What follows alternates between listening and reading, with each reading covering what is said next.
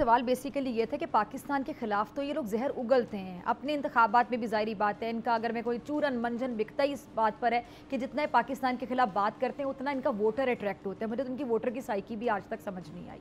दूसरी बात, कश्मीर पर जितना ये जुल्म बढ़ा देते हैं उतना ये अपना वोट बैंक मजबूत कर लेते हैं, ये भी एक हकीकत है। लेकिन अभी मेरा बेसिकली क्वेश्चन ये था कि अमित शाह अब यहाँ तक बात करने पर आ गया कि हम ये जो कश्मीर का मसला है इसको जड़ से उखाड़ फेंकेंगे, क्योंकि कांग्रेस ने एक उम्मीद की किरण बन के, अगर कांग्रेस सामने ही तो गलत नहीं होगा कि उन्होंने कहा जी 370 के हवाले से हम अपना किरदार अदा करेंगे, बहाली का वादा किया। अब कांग्रेस का ये जो वादा है ये किस हद तक पूरा हो सकता है, कांग्रेस की अपनी पोजीशन कितनी स्ट्रांग है, ये भी एक अगला सवाल है। लेकिन बहरहाल एक बड़ी उनकी जमात है, उनका इस तरह का दावा कर देना ऑपोजिशन जो है भारत में कि जी हम आर्टिकल 370 की बहाली का वादा करते हैं, तो एक उम्मीद की किरण शायद मेरे ख्याल से पैदा होती है कि वो इस चीज़ को लेकर सीरियसली देख रहे हैं। लेकिन अमित शाह का कहना है कि इस मसले को जड़ से उखाड़ फेंकेंगे ताकि इस बारे में बहस ही ना हो। ये किस चीज़ की तरफ इशारा किया जा रहा है?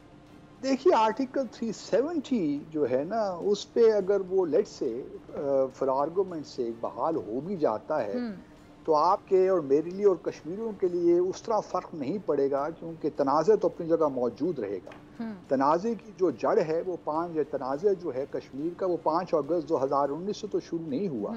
असल मामला देखिए 3 डिस्प्यूटेड टेरिटरी है, जी जी, वो तो रहेगी। यूएन सिक्योरिटी काउंसिल की करारदादें, जब तक कश्मीरियों को उनका हक़ खुदारादियत नहीं मिलेगा। आफ्टर ऑल 5 अगस्त 2019 से पहले भी तो पाकिस्तान और भारत के दरमियान ये मामला चल रहे थे कश्मीर के।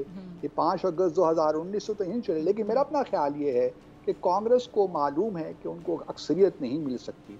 वो भी, कांग्रेस भी इक्वली, मैं उनको भी ब्लेम करता हूँ इस सारी सिचुएशन में। ये नहीं है कि कांग्रेस अब कोई बहुत वो कश्मीर के मामला के बड़े संजीदा हैं उसको हल करने के लिए, बल्कि उन्हीं के ज़माने में जो है 2092 में एक रेजोल्यूशन पार्लियामेंट ने पास की थी जिसमें उन्होंने ये कहा था कि आज़ाद जम्मू और कश्मीर भी हमारा हिस्सा है।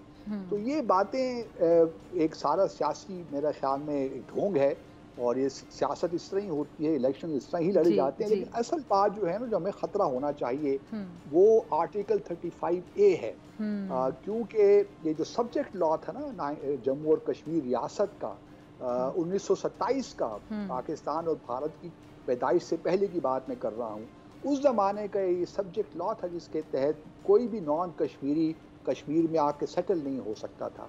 लेकिन जो आर्टिकल 35 को हटाया है भारत ने, वो डेमोग्राफिक चेंजेस पूरी लेकर आ रहा है इस रीजन में।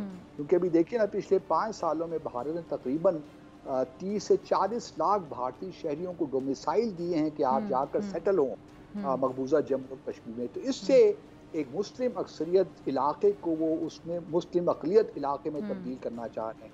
ये ज़्यादा ख़तरे की बात है हमारे लिए।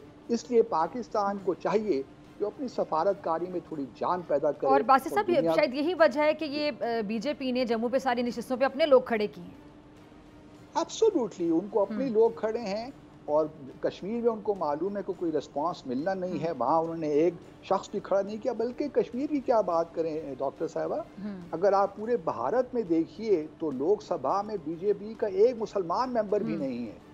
तो इससे आप अंदाजा कर सकते हैं उनका माइंडसेट क्या है। वो हिंदुत्व का माइंडसेट है, हिंदू राष्ट्र का माइंडसेट है, फाशिज्म है। तो उनसे आप ये तवक्कुआत न रखें।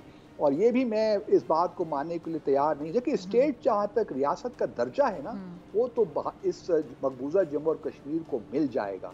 लेकिन जहाँ तक स्पेशल स्टेटस की बात है या आर्टिकल 35A को दोबारा लेने की बात है, मुझे वो नजर नहीं आ रहा।